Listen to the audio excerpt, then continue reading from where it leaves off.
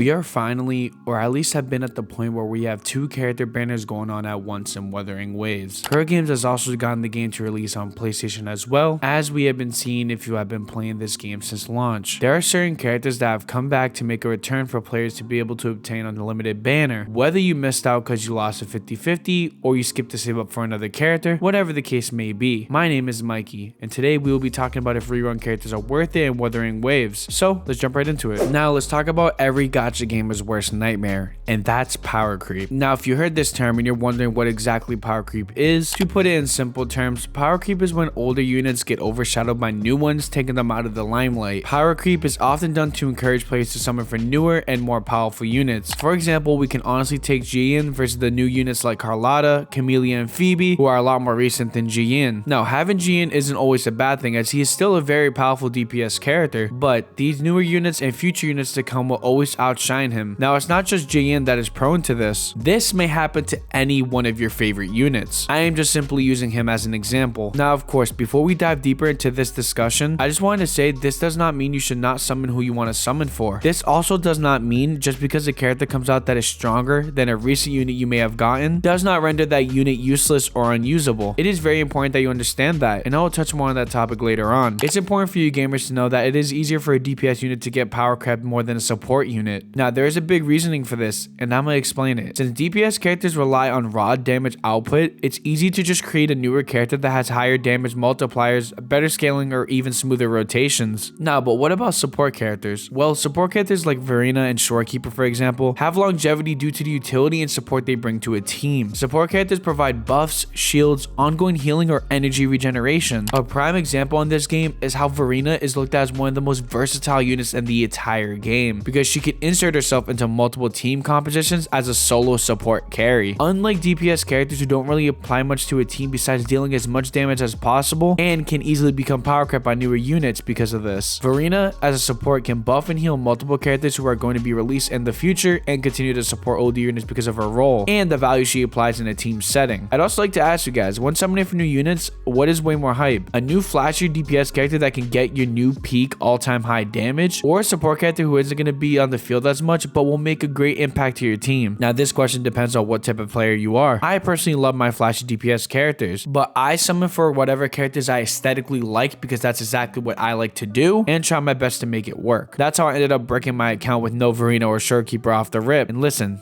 I did try to summon my Shorekeeper, but I lost my 50-50. Things happen, you know what I mean? By the way, if you're new, about 99% of you guys aren't subscribed, so please smash the subscribe button so you never miss a video. Thanks. Okay, so now that we have a proper understanding of what exactly power creep is and what kind of characters have a better chance of avoiding that power creep, we can get into the characters I believe are worth your investment, or at least some examples so that way you guys can think about what characters are worth it for your account. The first thing I want to talk about is the state of your account. Each one of you individual players are going to be different. Whether you are that player that is hyper focused on DPS characters, or you played it safe and got really solid support units. Now I'm going to keep it 100 with you guys. If you're looking for a very good 5-star support resonator to complete one of your 2 teams for endgame, Shorekeeper is for sure a character to keep your eyes on, and I am personally waiting for her. Shorekeeper provides shields, sustaining, and helps you withstand fights longer if you struggle during combat or the enemy just simply is too strong for you, and a very good beginner friendly unit for those of you who are starting out. I need Shorekeeper since I have some of the best DPS units in the game so far, so for me personally, I don't need any more damage output, unless of course that's from a support unit providing that extra damage multipliers to my main DPS unit. Then we're talking about something completely different. I am also personally looking for my main 3 characters I use in the open world to include Shorekeeper, because I personally love the way her playstyle is. Now I am also compensating for the fact that I really don't need a DPS unit because of the wide selection of characters I still have left to build and utilize into my gameplay. However, like I said before, you guys may be different. You might be looking for the next best DPS character that you are needing to improve your team's damage output. Camellia, for example, is an amazing unit to pick up in my opinion for a DPS character. Her whole entire kit helps out open world farming, as she could turn into a Beyblade and let it rip. Also, she has a nuke burst in both her skill and ultimate, increasing that AoE damage she can provide. She's also very usable in endgame content for this reason as well, because of the AoE damage she can provide. She can delete multiple enemies at once. Also, with my Verena, I can help her damage output as well during a rotation. This is an example of what I personally think about when choosing what kind of DPS character I'm going to add in my roster. Another very good example of a decent character to summon as a rerun is Chang Li. Chang Li Shangli can insert herself as the main DPS or the sub DPS. So it's like you get a character that's a +1 rather than just strictly DPS character, giving her more options to be able to use in many other teams. She has a fast and fluid type of playstyle, and she for sure is flashy, rewarding players who are very good at combat in this game. She would also be a great pick for future fusion based teams as well. So basically thinking about the element of what character you are summoning for is another thing to think about when summoning for a new character or a rerun character. For me personally, I love Changli's whole entire playstyle and her design, but I simply can't use her because I got skill issue from switching from keyboard and mouse to controller. So I got lots of ways to go before I get the combat down packed in Wuthering Waves. You can also consider characters like Yin Lin, who is a sub DPS character who generates damage while being in the off field with her mark. Now, many gamers have their opinions that she is very much down in the drain as far as the other options go. However, this all comes down to the state of your account at the end of the day, and if you feel like you want to summon this character. For example, Yin Lin is good if you main DPS like Kalcharo or Zhongli Yao, while Changli might be more beneficial to those of you who are waiting for a fusion DPS character. Or maybe you want to get Zhizhi because she's Glacial and another hybrid character that boosts DPS characters like my Carlotta, for example. This is exactly what I mean by the decisions you have to make on reruns just really depends on the state of your account and who you will need to fill in the gaps. Now we gotta talk about future characters that will be coming to Wuthering Waves, because we did of course go over power creep and what these new characters can do to older units. My suggestion is if you see a character that has been drip marketed that you really want to look into investing into, just save your summons for that character and do some research on whether or not you think you are going to obtain that specific unit. For example, a very hyped character that will be coming soon is Zanny.